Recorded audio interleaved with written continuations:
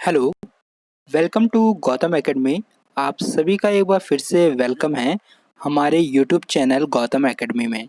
दोस्तों, Uttarakhand LT exam की तैयारी इस प्लेटफॉर्म में हो रही है।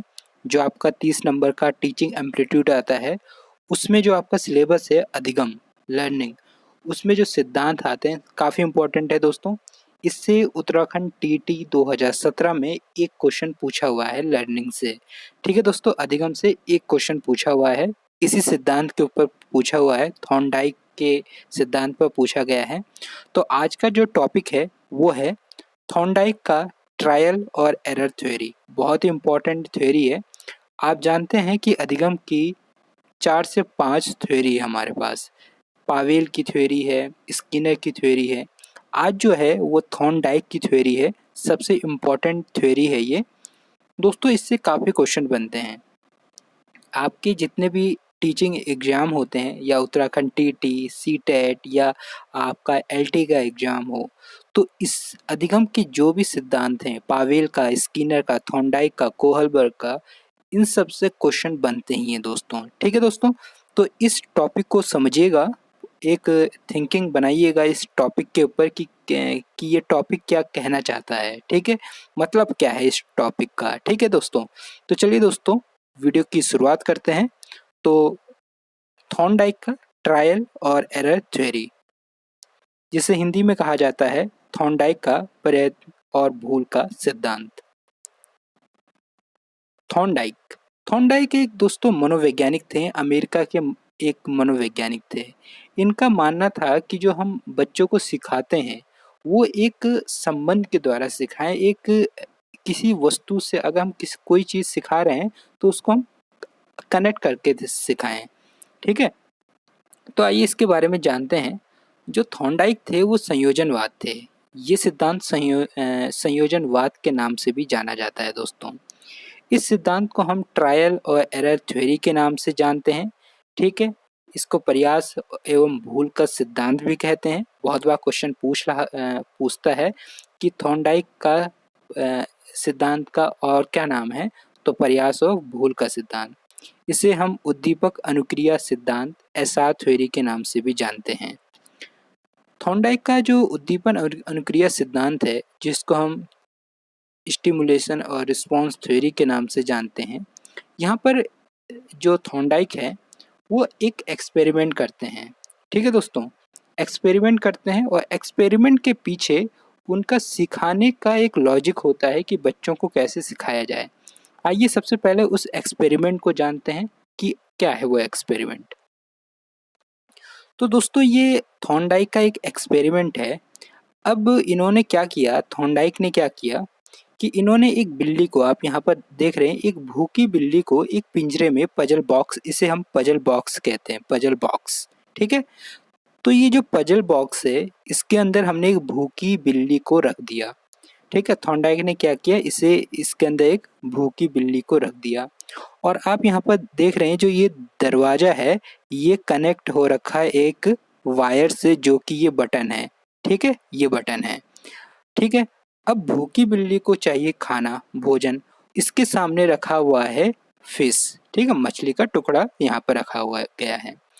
जैसे ही इस मछली का टुकड़ा ये बिल्ली देखेगी या इसको स्मेल आएगी इसकी, तो क्या होता है, बिल्ली एक्टिव हो जाएगी, क्योंकि उसको भूख लगी हुई है। तो बिल्ली यहाँ पर क्या हो जाएगी, एक्टिव हो जाएगी। अब बिल्ली यहाँ पर अगर एक्टिव होती है तो ये इधर उधर भागती रहेगी।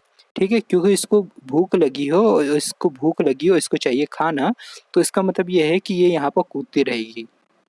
जैसे ही इसका पैर इस बटन पर पड़ता है, ये जो बॉक्स का ये टुकड़ा है, जो ये दरवाज़ा है, ये ओपन हो जाता है और बिल्ली यहाँ से बाहर आ जाती है और इस मछली के टुकड़े को खा जाती है और उसका भूख शांत हो जाता है। अब देखिए इस थ्योरी में एक क्या है दोस्तों, इस थ्योरी को समझिएगा कि सबसे इम्पोर्टेंट क्या होता है इसमें, कि एक तो उद्देश्य होता है। ठीक है, एक क्या होता है, उद्देश्य। एक एक स्टेप के द्वारा इसको समझिएगा। सबसे पहला है, सीखने के लिए सबसे पहली आवश्यकता होती है उद्देश्य। एक उद्देश्य होता है सीखने के लिए। हम बच्चों को जो भी चीज़ सिखाते हैं उसके पीछे एक उद्देश्य है। या हम बच्चों को अगर 1 2 3 4 5 गिनती भी सिखाते हैं तो एक उद्देश्य है कि बच्चे गिन पाएँ, बड़े होके वो गिन पाएँ, ठीक है? चीज़ों को गिन पाएँ। तो हम बच्चों को क्या क्या सिखाते हैं? गिनती सिखाते हैं। तो किसी भी सीखने के लिए सबसे पहला होता है उद्देश्य। अब यहाँ पर क्या है? भोजन प्राप्त करना। तो बिल्ली का क्या था? एक उद्देश्य था कि कैसे न कैसे, बस कैसे न कैसे उसको भोजन मिल जाए, ठीक है? तो सीखने के लिए सबसे इम्पोर्टेंट क्या है? उद्देश्य। आपका भी एक उद्देश्य है एलटी के पेपर को पास करना, ठीक है? तो ये भी क्या है? आपके पास एक उद्देश्य है। उद्देश्य के पीछे होता है कोई प्रेरक, मोटिव। यहाँ पर बिल्ली के लिए मोटिव क्या था? भूख था। अगर बिल्ली का पेट भरा होता तो क्या वो प्रयास करता? नहीं करता ना। तो इसका मतलब ये है कि उद्देश्य के पीछे एक क्या होता है? प्रेरक होता है, मोटिव रहता है। आपका उद्देश्य है एलटी को पास करना और नौकरी पाना। अब नौकरी पाना क्यों? क्योंकि जो आपके पास आपकी फैमिली है, ठीक है? आपको पैसे चाहिए जीवन यापन करने के लिए, ठीक है? तो कपड़ा चाहिए, अनाज चाहिए, ठीक है? कपड़ा चाहिए, छत चाहिए, हर चीज़ चाहिए, हर नीड पूरी हो। इसके लिए क्या हो?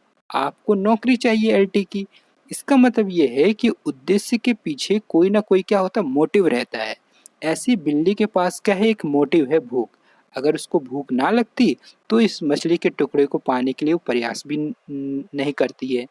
इसका मतलब है कि अगर हम बच्चों को अब हम इसको अपने क्लासरूम में अप्लाई कर रहे हैं। अगर हम बच्चों में कोई मोटिव ही ना हो सीखने का, ठीक है? तो इसके लिए क्या होगा? एक मोटिव होना चाहिए दोस्तों। तीसरे नंबर में है उद्देश्य की प्राप्ति के लिए कोई उद्दीपक, स्टिमुलस होना चाहिए दोस्तों। जैसे कि यहाँ पर क्या है? भोजन के रूप में मछली। हमने यहाँ पर मछली रखी है, ठीक है? तो ये क्या है? इसके लिए स्टिमुलेशन, एक उद्दीपक का काम करता है। आपके लिए उद्दीपक का काम कौन करता है? आपके लिए उद्दीपक का काम करता है, आप कहाँ पर खींच के आएँगे? अच्छी बुक, अच्छे नोट्स अगर आपको मिल जाए तो आप बोलोगे ये हम पढ़ लेते हैं ताकि हम एलटी का एग्ज़ाम क्वालीफाई कर दें। तो ये क्या है? एक उद्दीपक की तरह काम करता है। नेक्स्ट है पॉइंट कि उद्देश्य की प्राप्ति के लिए अनुक्रिया है, रिस्पॉन्स करता रहेगा, ठीक है? यहाँ पर क्या होता है? रिस्पॉन्स। हमने एक उद्दीपक लाया और यहाँ पर बिल्ली ने अनुक्रिया करना शुरू कर दिया, ठीक है दोस्तों? तो इसका मतलब ये है दोस्तों कि आपको इसमें 3 पॉइंट को समझना है। पहला होता है मोटिव, भूख। अगर भूख लगी होगी तो यहाँ पर उद्दीपक को पाने के लिए ये जो बिल्ली है वो क्या करेगा? अनुक्रिया करेगा, रिस्पॉन्स करेगा, ठीक है दोस्तों? आइए देखते हैं थॉर्नडाइक के सीखने का नियम। थॉर्नडाइक का अधिगम का नियम है, 3 नियम इन्होंने बता रखे हैं, बहुत इंपॉर्टेंट है, इसी से क्वेश्चन बनते हैं।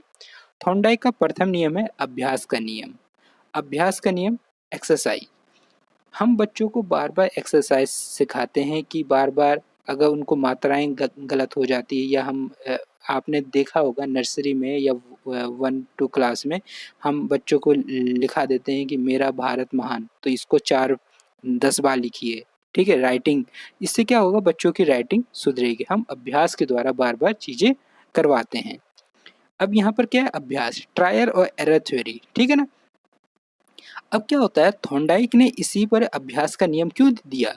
क्योंकि इसी बिल्ली को दोबारा इस पिंजरे में रखा, ठीक है? अब वो फिर से घूमेगी, बटन दबाएगी, आएगी।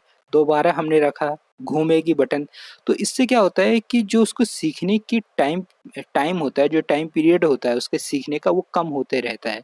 अब क्या होता है? बिल्ली को समझ में आ जाता है कि इसको इस बटन को दबाने पर सॉरी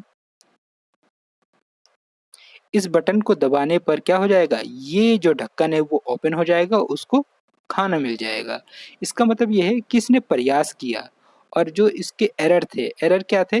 बार-बार ये इधर घूम रही थी, इधर घूम रही थी। अब क्या होता है? जैसे ही बिल्ली इस बॉक्स के अंदर आती है, वो तुरंत इस बटन को दबा देती है और ये बॉक्स का ये जो ढक्कन है वो खुल जाता है। तो इससे क्या होता है कि बच्चों को हम प्रयास के द्वारा सिखाएँ, बार-बार करते रहें कि ठीक है, बार बार चीज़ों को सिखाते रहें ताकि बच्चा प्रयास के द्वारा सीख सके। तीसरा है तत्परता का नियम। बच्चे किसी भी चीज़ को सीखने के लिए तत्पर रहें, जिज्ञासु रहें, ठीक है? उनको जानने की इच्छा रहे, ठीक है? और प्रभाव का नियम, दूसरा है प्रभाव का नियम, इफ़ेक्ट का नियम दोस्तों, ठीक है? आगे चलते हैं। उद्दीपन अनुक्रिया सिद्धांत की विशेषता, ठीक है? एसआर थ्योरी के नाम से भी इसे जानते हैं हम जानते क्या है कि थॉर्नडाइक का जो नियम है वो एसआर थ्योरी के नाम का भी जाना जाता है। तो सबसे फर्स्ट है, यह सिद्धांत संबंधवाद का समर्थन करता है। यस, ये क्या कहता है? संबंधवाद। संबंधवाद का मतलब ये होता है कि चीज़ों को कनेक्ट करने के लिए जाना जाता है। इसमें केवल क्या होता है, उद्दीपन अनुक्रिया का संबंध होता है। एक उद्दीपन होता है, वो अनुक्रिया के साथ क्या होता है, कनेक्ट हो जाता है। जैसे कि मछली का टुकड़ा क्या था, स्टिमुलस, एक उद्दीपक था। अनुक्रिया क्या थी, उस बिल्ली का उस बॉक्स के आगे पीछे दौड़ना। अगर वो एक जगह साइलेंट होती तो वो बटन दबा नहीं पाती। इसका मतलब क्या है कि उद्दीपक को पाने के लिए उसका अनुक्रिया होना करना जरूरी है दोस्तों, ठीक है? उद्देश्य के पीछे एक मोटिव होना। अगर बिल्ली को कोई भूख ही ना लगी हो तो वो एक्टिव नहीं रहेगी। इसका मतलब क्या, कोई मोटिव होना चाहिए। जैसे कि बच्चों को हम कोई भी चीज़ सिखाते हैं तो उसके पीछे एक मोटिव होना चाहिए कि अगर आप ये चीज़ें करोगे आपको पुरस्कार मिलेगा, ठीक है? बच्चे बार बार डरते हैं कि अगर मैंने होमवर्क नहीं किया हुआ है तो मुझे दंड मिलेगा, अगर मैंने होमवर्क किया है, ठीक है, तो मुझे पुरस्कार मिलेगा, शाबाशी मिलेगी। तो ये क्या है, इसके पीछे कोई ना कोई क्या होता है, मोटिव रहता है दोस्तों। थर्ड है, थॉर्नडाइक के नियम का पालन से सीखने सिखाने की प्रक्रिया प्रभावशाली बनती है। जब थॉर्नडाइक का ये सिद्धांत आया, ये थ्योरी आई, तो काफ़ी स्कूलों में रिसर्च हुआ, काफ़ी यूनिवर्सिटी में रिसर्च हुआ और ये काफ़ी क्या हुई, प्रभावशाली दिखी। ज्ञान का प्रयोग करना सीखना है, मतलब ज्ञान का प्रयोग करना ही सिखाना होता है। जो आपके पास ज्ञान है उसका प्रयोग करना सिखाओ कि कैसे क्या चीज़ होती है। सीखने वाले के प्रयत्न की आवश्यक माना जाए और भूल के द्वारा सीखने वाले को सही अनुक्रम सिखाता है, ठीक है? आइए आगे चलते हैं। इस थॉर्नडाइक के ट्रायल और एरर थ्योरी में कुछ कमियां भी थी। आइए देखते हैं क्या कमियां थी। पहला है कि उद्दीपन आवश्यक माना जाता है। इस पूरी थ्योरी में हमने देखा कि उद्दीपक होना ही चाहिए, मतलब बाहर कोई वस्तु होनी ही चाहिए, एक उद्दीपक होना चाहिए, ठीक है? तभी तो बिल्ली एक्टिव रहेगी, तभी तो बिल्ली रिस्पॉन्स करेगी। अगर उसके पास उसने अगर मछली ना देखी होती तो वो रिस्पॉन्स ही नहीं कर पाती। इसका मतलब क्या है कि उद्दीपक होना ही होना चाहिए। तो यहाँ पर क्या है, परंतु मनुष्य बिना उद्दीपक अनुक्रिया कर सकता है, ठीक है? यहाँ थोड़ा मिस्टेक हुई है दोस्तों, ठीक है? तो यहाँ पर क्या होता है कि बिना उद्दीपक के भी मनुष्य अनुक्रिया कर सकता है। तो ये कहीं न कहीं इस सिद्धांत की कमी थी। सेकंड है, यह सिद्धांत मनुष्य को एक जैविक मशीन और सीखने का एक यांत्रिक प्रक्रिया मानता है, जबकि सीखने की प्रक्रिया में बुद्धि, चिंतन, तर्क, विवेक का बड़ा योगदान होता है। इसका मतलब ये होता है कि हम इंसान को, ठीक है, ये सिद्धांत क्या कहता है कि मनुष्य को एक जैविक मशीन, इसको बार बार अगर हम प्रयास करते जाए तो ये सीख लेगा, ठीक है? इसका मतलब ये है कि अगर हम सचिन तेंदुलकर को तबला सिखाएं बार बार तो ठीक है, अगर वो 1 महीने 2 महीने तबला सीखे तो वो सीख लेगा। इसका मतलब ये क्या है, जैविक मशीन की तरह ये प्रिंसिपल बिहेव करता है। जबकि सीखने की प्रक्रिया में इसने ना तो बुद्धि का बताया, ना ही तर्क का बताया, विवेक का बताया। तो इसने सिर्फ केवल केवल क्या बोला कि प्रयास के द्वारा, ठीक है? यह सिद्धांत पशुओं को प्रयोग द्वारा प्रतिपादित है, मनुष्यों को सीखने की प्रक्रिया के रूप में नहीं है, ठीक है? और ये सिद्धांत प्रयास और भूल के सिद्धांत पर बल देते, जिससे समय अधिक लगता है। इससे क्या होता है कि बच्चा बार बार गलती करेगा, आप उसको सुधारोगे। हम दूसरी टेक्निक पर अप्लाई नहीं कर सकते हैं, इसलिए इसमें काफ़ी समय लगता है। तो दोस्तों इसमें क्या थी, कुछ कमियां भी थी, ठीक है? अब देखते हैं कि थॉर्नडाइक के नियम का शैक्षिक महत्व क्या है। हम कैसे थॉर्नडाइक के जो 3 नियम हैं उसको अपने क्लासरूम में अप्लाई कर सकते हैं। तो इसी से क्वेश्चन बनते हैं, देखिए कैसे। पहला है अभ्यास का नियम, बार बार बच्चों से अभ्यास करवाते जाएं। अभ्यास से क्या होगा, आदतों का निर्माण होगा। बच्चे की आदत का निर्माण होगा। अगर हम बार-बार उस बच्चे को बताएँ कि इस तरीके से ये मात्राएँ ऐसी होती है, ठीक है? ये पहाड़े ऐसे होते हैं, ठीक है? तो इससे क्या होगा, बच्चों में एक आदत आ जाएगी। लिखावट में सुधार, आपने देखा होगा कि बच्चों से हम बार-बार लिखवाते हैं पहाड़े, गिनती, ठीक है? सुलेख, ये सब लिखवाया जाता है, ठीक है? हम बच्चों से बोलते हैं या तीसरी चौथी क्लास में हम इमला लिखाते हैं, तो इससे क्या होता है, लिखावट में सुधार आता है। भूल कम करना, बच्चों में क्या हो जाती है, भूल कम करने की आदत हो जाती है। कलाओं और शुद्ध उच्चारण का विकास होता है। हम बच्चों से बुलवाते हैं, हिंदी की बुक पढ़ाते हैं, जिससे क्या होता है, बार-बार अभ्यास के द्वारा उच्चारण की शुद्धता आती है। मौखिक अभ्यास, तत्परता का नियम क्या है दोस्तों यहाँ पर, कि ध्यान और रुचि पैदा करना। पहला क्या है, ध्यान और रुचि पैदा करना, जिज्ञासा पैदा करना और बालकों को अभिप्रेरणा देना, एक मोटिवेशन देना। तीसरा है प्रभाव का नियम। अब थॉर्नडाइक का जो थर्ड नियम है, प्रभाव का नियम, ये क्या है, इसमें इफेक्ट नियम भी कहते हैं इसे, ठीक है? Effect law. होता क्या है इसमें, कि स्मरण शक्ति का वृद्धि होना। बच्चों में क्या होगा, एक स्मरण शक्ति की वृद्धि होगी इससे। रुचियों में वृद्धि होगी, पुरस्कार और दंड का प्रयोग, अच्छी आदतें पैदा करना, ठीक है? अपराधी बालकों की रोकथाम, संवेगों के ऊपर नियंत्रण, ठीक है? टीचिंग मेथड जो होता है उसमें सुधार, ये सब चीज़ें इसमें हैं। तो आपने देखा कि थॉर्नडाइक का जो नियम है वो 3 नियम इम्पोर्टेंट है, अभ्यास, तात्पर्य और प्रभाव। ये 3 नियम हम कैसे अपने क्लासरूम में अप्लाई कर सकते हैं। आइए देखते हैं कुछ प्रीवियस ईयर के क्वेश्चन। उत्तराखंड एलटी 2017 में एक क्वेश्चन पूछा हुआ है, ये एलटी का ही क्वेश्चन है दोस्तों, कि रुकिए, अध्यापक होने के नाते यदि आप किसी विद्यार्थी को बुरी आदत को सुधारना चाहते हैं, तो क्रियात्मक योजना बनाते समय आप अधिगम के किस सिद्धांत को ध्यान में रखेंगे? देखिए, बुरी आदतों को सुधारना, अभी हमने देखा कि आदतों में सुधार लाया जाता है, तो ये क्या है, प्रयास और त्रुटि का सिद्धांत के नाम से जानते हैं।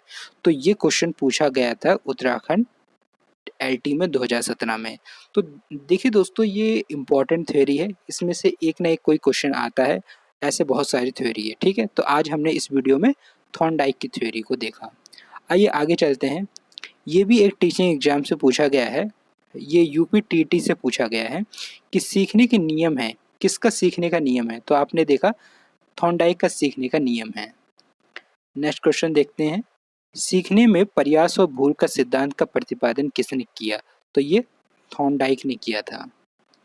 आगे देखते हैं, अधिगम में डैश ने प्रभाव का नियम दिया था। प्रभाव का नियम किसने दिया था? ये थॉर्नडाइक ने दिया था। आइए आगे चलते हैं, निम्नलिखित में से कौन सा सीखने का सिद्धांत नहीं है? तो हमने अभी तक पढ़ा तनाव का सिद्धांत, तत्परता का सिद्धांत, प्रभाव का सिद्धांत और अभ्यास का सिद्धांत। हमने तनाव का सिद्धांत नहीं पढ़ा है, तो ये यही इसका आंसर होगा कि नहीं है, तो तनाव का सिद्धांत। ये देखिए, ये यूपी में पीआरटी जो टीचर होते हैं उनके लिए ये पूछा गया था कि अधिगम के प्राथमिक सिद्धांतों के प्रणेता कौन है? तो वो थॉर्नडाइक हैं। आइए आगे चलते हैं, ये भी पीआरटी में, यूपी पीआरटी में जो बेसिक के टीचर लगते हैं यूपी में, वहाँ पर जो पेपर हुआ है वहाँ पे एक क्वेश्चन पूछा हुआ है कि सीखने के प्रयास एवं त्रुटि का प्रतिपादन किसने किया था? तो थॉर्नडाइक ने किया था, ठीक है? ट्रायल और एरर थ्योरी का किसने किया था? थॉर्नडाइक ने किया था। और नेक्स्ट क्वेश्चन देखते हैं, थॉर्नडाइक ने अपने सिद्धांत को किस शीर्षक से संबंध किया है? तो आप जानते हैं कि थॉर्नडाइक ने अपने ट्रायल और एरर थ्योरी के नाम से जानते हैं, तो इसका आंसर रहेगा सेकंड। आइए और क्वेश्चन देखते हैं, निम्नलिखित में से कौन सा थॉर्नडाइक के अधिगम की प्राथमिक नियमों में शामिल नहीं है? तो अभी तक हमने पढ़ा अभ्यास का नियम, प्रभाव का नियम, तत्परता का नियम, पर हमने ये नहीं पढ़ा, तो इसका आंसर होगा ये। तो उम्मीद करता हूँ दोस्तों आपको हमारी ये वीडियो पसंद आई है। ऐसी हमारी और वीडियो है दोस्तों जो कि ग्रोथ डेवलपमेंट के बारे में है, ठीक है? ऐसे हमारी और भी वीडियो है, हमने प्रिंसिपल ऑफ डेवलपमेंट, अभिप्रेरणा, पियाजे थ्योरी, बुद्धि, साइकोसेक्सुअल थ्योरी, वाइगोस्की और टीचिंग मेथड, अभी तक हमने इतनी वीडियो अपलोड कर दी है। आप उसे देख सकते हैं, डिस्क्रिप्शन बॉक्स में इसका लिंक दिया होगा, आप इसे भी देख सकते हैं दोस्तों, ठीक है। तो उम्मीद करता हूँ आपको हमारी ये वीडियो पसंद आई है। वीडियो पसंद आई है, वीडियो को लाइक करिए, चैनल को सब्सक्राइब करिए और मिलते हैं नई जानकारी के साथ गौतम एकेडमी के साथ। Thank you so much.